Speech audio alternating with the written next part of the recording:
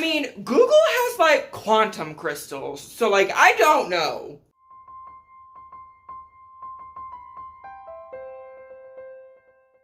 Hi, my name is Wendy Weather. I am the History Drag Queen, and welcome back to yet another History Deep Dive video. And this video, we're talking pretty much about time travel. And one of my favorite historical, like, anomalies, the Moberly-Jourdain Incident, or the ghosts of the Petit Trianon, or the ghosts of Versailles. So a little bit of an overview of the Moberly-Jourdain Incident is actually two women claim to have basically time slipped or time traveled. So two women in kind of like the Gilded Age Victorian era by the name of Charlotte Ann Moberly and Eleanor Jourdain believe that they experienced some type of time anomaly at Versailles. This is also a trigger warning for misogyny, homophobia, and academic people being. With that being said, let's jump right into this. First things first, let's introduce our two lovely ladies. This is Charlotte Ann Moberly. She was actually, I think, 10 of 15 kids. Like, that's a lot. And now both of these women actually have extraordinarily, like, very reputable academic backgrounds.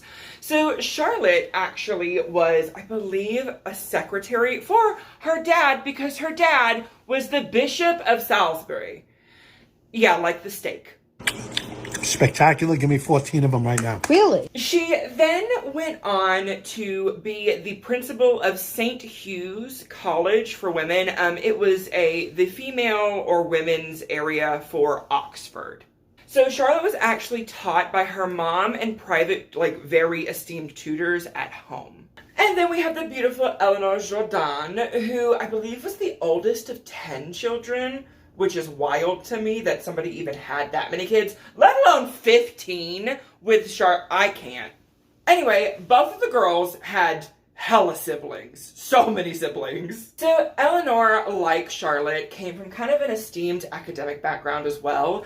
Her father was actually a vicar, and I believe her grandfather was the, like, founder or father of, like, hysterectomies and, like, ovarian removal, like, you know, basic, like, lots of, like, women's health things. I'm like, oh, all right. And Eleanor, as Charlotte, had a plethora of academic reputation. She was, like, one of the first women in her college or, like, study to even, like, get a viva, I think it was what it was called. It was, or some type of, like, academic, like, prowess. And she then also became a secretary for the wife of the Archbishop of Canterbury. Like, the girls are smart, all right? But anyway, two very prominent women in academia are bound to have crossed paths at some point. And they did. It actually happens when Moberly was asked to be the principal of St. Hugh's College. And she needed somebody to be, like, her assistant principal and, like, kind of, like, co-run the college with her. And so she was kind of looking at applicants and things like that, and she heard about Miss Jourdain. And in order to, like, kind of get to know each other and, like, do kind of like an interview type of situation, they were like, hey, let's have a girlies weekend, get to know each other a little better about if you're the right fit for, you know, the position and whatnot, as a business trip to Versailles. Oh, so cute, so fun. This happens in 1901.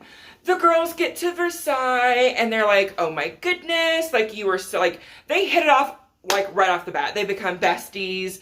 Like, Moberly and Jourdain, Moberly was very quick of, like, oh, she definitely fits the great, you know, position that I want her to fill. Like, this is gonna be great. And they basically have a lovely weekend in Versailles until they experience, I don't know what you would want to call it, a historical time anomaly, some type of incident, quote unquote. The women actually go and visit Versailles, and they're touring Versailles, and they are like, oh my goodness, this is so much. Let's go see the Petit Trianon, where, Marie Antoinette liked to hang out. Like, let's break off from the groups and let's just, go explore the gardens and grounds of Versailles kind of supervised. And so they do just that. They find this small path in the gardens of Versailles to kind of just go through to get to the Petit Trianon. Now, those of you who don't know what the Petit Trianon is, it's actually kind of like Marie Antoinette's hideaway that Louis gave her to kind of like, for her and her friends to kind of basically like play country people. It was basically Marie Antoinette's like Airbnb. Like, that's just in her backyard. That's just what she did. Anyway, the ladies, they want to go see it, see what the hubbub is about it. And as they're walking, this also happens independently. The other does not know the other is also experiencing this. They think for a little while that it's just individually. They're both like, oh, that's weird. They feel an immense feeling of like heaviness, dread, and like oppression. They're not exactly sure what happened. They just like started walking and they passed a little bit of a threshold and they were like, whoa, the vibes are not immaculate right now. Whatever this is, no. And that is when the girlies start seeing some weird okay? And they see some of the same things, but one or the other sees something the other one didn't catch or like experience. So the first thing that they actually saw was something that Moberly saw. She saw a woman kind of in old garb shaking out like a rag in a window of the Grand Trianon. Like they were passing way behind it and they could see her just shaking some type of like white something. And then as they kept walking on this very weird path, Jourdain actually sees some gardening equipment. She actually sees this crazy plow that doesn't exist anymore. And she was like, old things like that are usually already in like archival museums and things like that, because like a 1700s like plow in the 1900s, like that's, she wasn't that, like confused about it. She was like, oh, maybe they just left it to like as an archival piece, like in the gardens. How cute. No. And then the ladies come upon two men who seem like gardeners or groundskeepers or some type of like guard or something.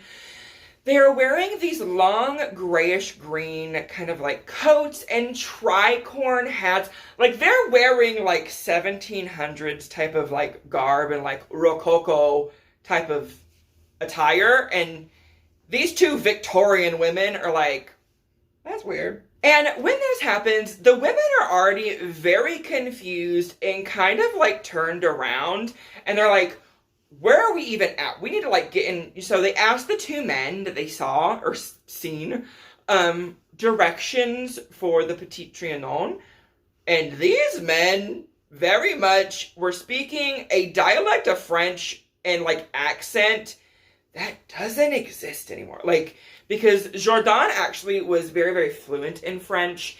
And even she was like, that's weird. Anyway, they told them, oh, just keep going that way. You're going to run right into it. And they were like, all right, let's just keep going. As they're walking, they then see an old cottage type of building. And they see two girls or women in the doorway, about maybe mid to late teens, so like 13 to 16 type of age range. They looked very like young girlies. And they were wearing like very, very old school, like Rococo peasant type of like country people clothing. Their kerchiefs were like tucked in their like bodices. Like it didn't look like current to the day and age. They were just very confused. And they saw her give a jug of water to the other girl, and like they're just doing very agricultural things. They then come across this kind of like cloaked man who according to Moberly, had malevolent vibes. She's over here being the vibe police in Versailles. She's like, he was, whoa, no ma'am.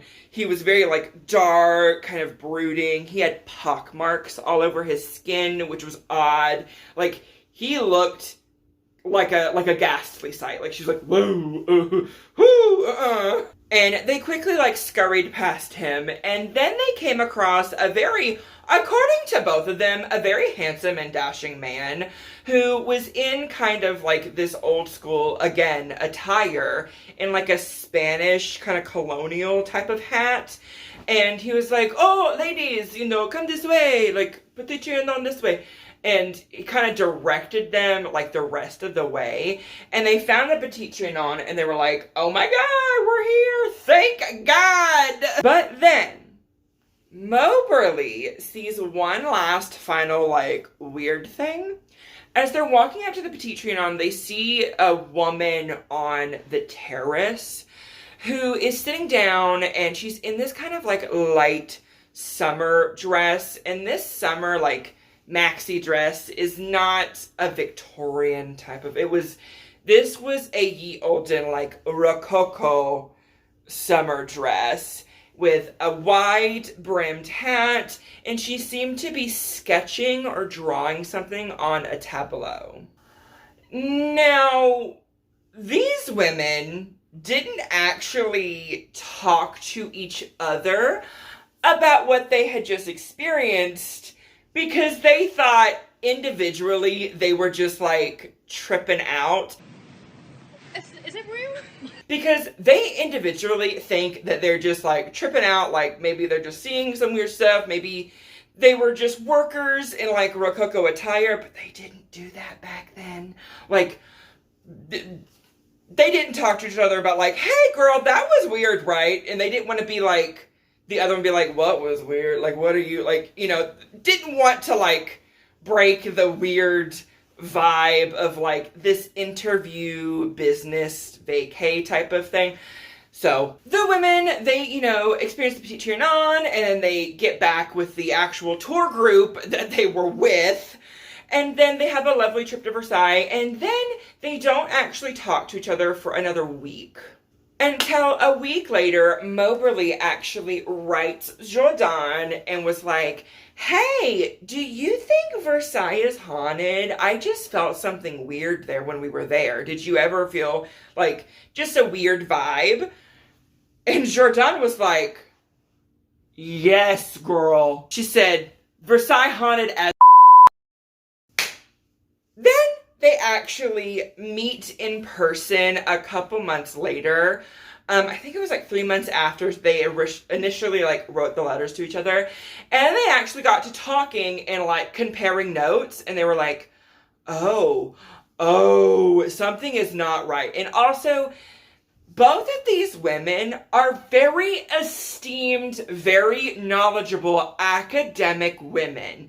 They very much, like, they have the reputation of being very well-learned, well-educated.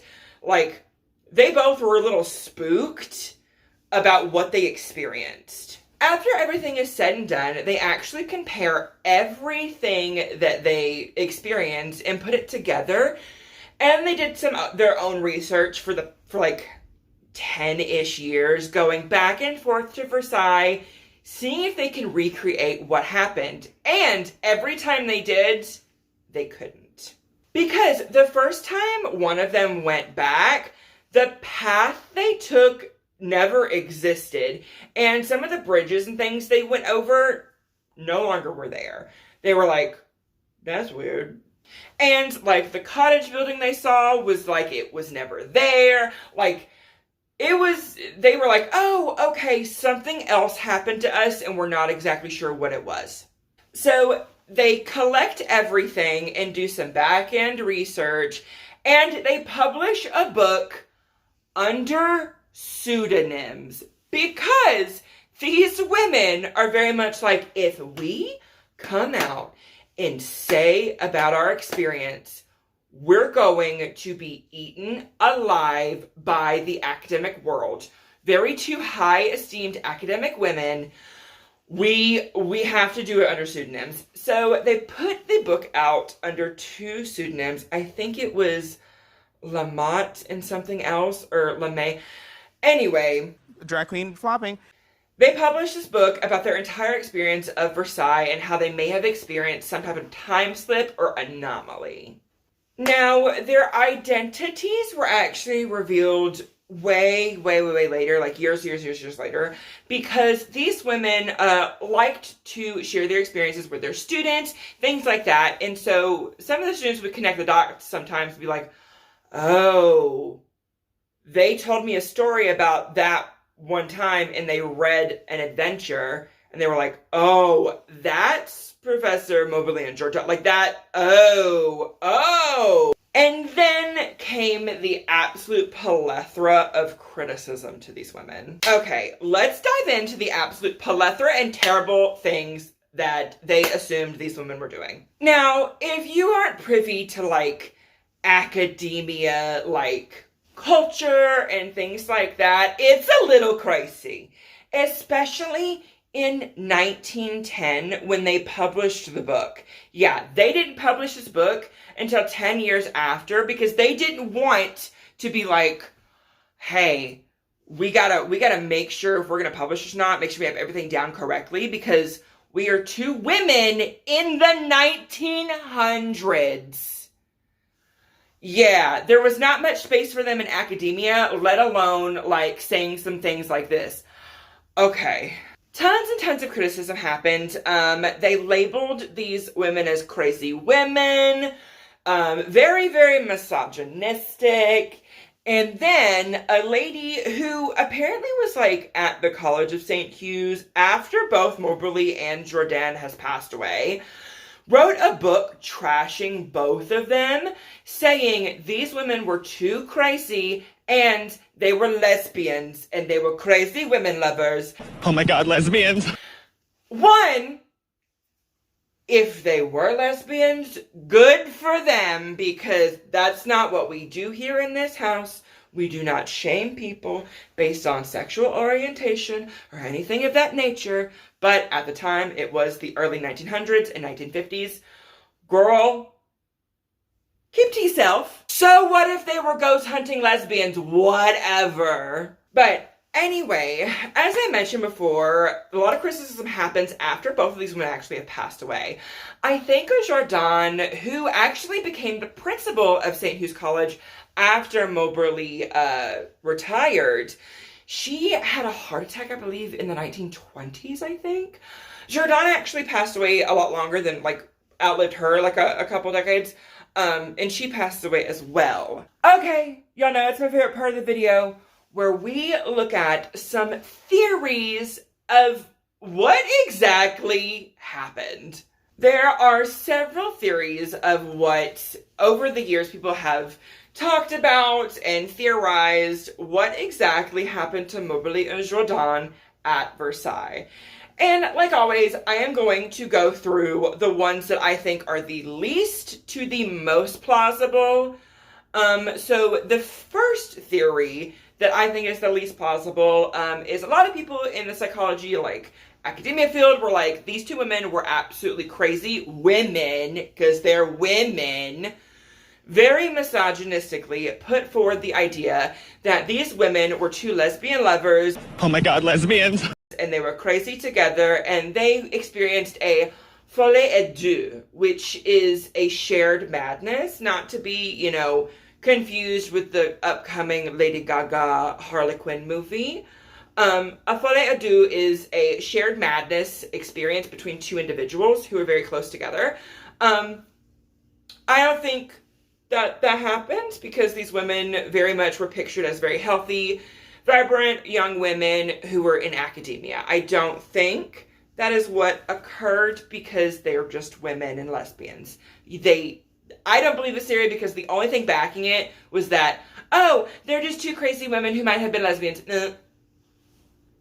Whatever. The next theory is just time travel. Like, they experienced some type of time anomaly. They somehow interacted with some type of, like, weird wavelength, and they just time traveled. Great Scott. Now, the concept of time travel has been speculated for over centuries. Time travel, theoretically, on the scale of time travel, the idea of time travel exists. Somewhere in time, whether you believe time is linear or not. I very much am one of the people that think time is not linear, okay? So in the concept of that, the idea of time travel is plausible and real. Now, lately, in technology and things, Google has been able to produce a quantum computer and have quantum crystals, so we don't know what those can do. And maybe Moberly and Jourdain experienced some type of weird wavelength that they crossed and or had like a weird different time type of plane thing happening. I mean, who knows? Maybe, maybe not. We can't really validate the existence of time travel currently in this time point. So that theory is also kind of washed. The next theory is actually something a little bit more, it depends on who you are. And that is both Moberly and Jourdain actually have some type of ESP ability. And if you don't know what ESP stands for, it actually stands for extrasensory perception, which just means an individual can perceive things that some normal people can't. In environments, they can experience energies and maybe some even activities and actions that took place and see either not hallucinations, but energy imprints in areas. And that maybe both Moberly and Jourdain have some type of ESP experience because these women also have other paranormal and or supernatural experiences that they've both written about. That wasn't necessarily a time anomaly that they specify in an adventure, because both of them have had supernatural experiences later in life. So maybe both of them had some type of ESP type of gift or ability, be it clairvoyancy or something else. Honestly, quite possible. They are two very highly academic, knowledgeable, big brain girlies. Honestly, it makes sense to me. And the last and final theory is actually something that I fully believe is what occurred. This is a theory that I am attaching my hitch to because as a person, I have experienced things in life that the things that were described, it is the only explanation of what I can see exactly occurred. And that theory is that ghosts in Versailles is just haunted as. Now you're probably saying, Miss Wendy, why do you believe that? Because I have researched it before in the past. We are going to do our own time traveling back to spooky history, season, I think, 2. Let's watch. Marie Antoinette isn't dead. So, the Palace of Versailles has actually been home to many icons in history, and a lot of historical events have happened there. So it's bound to be haunted AF. And it is. Ghosts and spirits have actually been sighted in Versailles since around 1901. And one of the spirits being Marie Antoinette. But actually, Marie is one of the least seen spirits at Versailles. She has only been known to haunt about 2 places there. Her private study and or room, and the gardens. It's historically known that Marie Antoinette actually loved being outside and actually had her own little village near the Petit Trianon that she would go play off with her friends. And Marie has been sighted in the gardens a lot more than her study. But the most one that I found that has been sighted in Versailles is actually her husband, King Louis XVI. Of all the kings, He is the one that has been cited the most in Versailles, which is strange to me. And if you actually research, there's quite a few people who have just toured Versailles and just accidentally had a paranormal encounter. What other haunted places should I talk about next? I personally, me as an individual, I have had supernatural experiences that the things that they list and occur in an adventure and the things that they try to recreate that don't happen very much kind of solidifies the theory of they experience something supernatural via spirit-wise or some type of energy imprint at Versailles. And some places that are so historically significant, like Versailles, have these weird energies about them to begin with. And I think the girls just experienced some type of supernatural, like, situation via ghosts in Versailles. Because specifically, people who have in the past experienced something weird or ghostly at Versailles hasn't necessarily been inside Versailles. Most of the experience actually has happened in the gardens and or outside. And that's from like people's testimony from years and centuries collected together, even modern day ones. Some people do experience some things inside Versailles, like the Hall of Versailles itself, but a lot of people experience things in the gardens, which is exactly where Moberly and Jourdain were. And that, my lovelies, is the Moberly-Jourdain Incident. What are your thoughts and feelings? Because me, as an individual, as a person who not only is, highly cerebral and, like, I have academic, things to back my own self up, I fully believe they just experienced some type of paranormal, like, ghost spirit type of situation.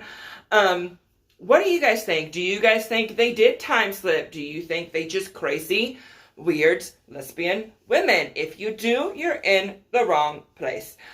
And 3, maybe they do have some type of gift and they did experience some type of, like, clairvoyancy. Who knows? Or do you have your own theory? Put in the comments what you think happened.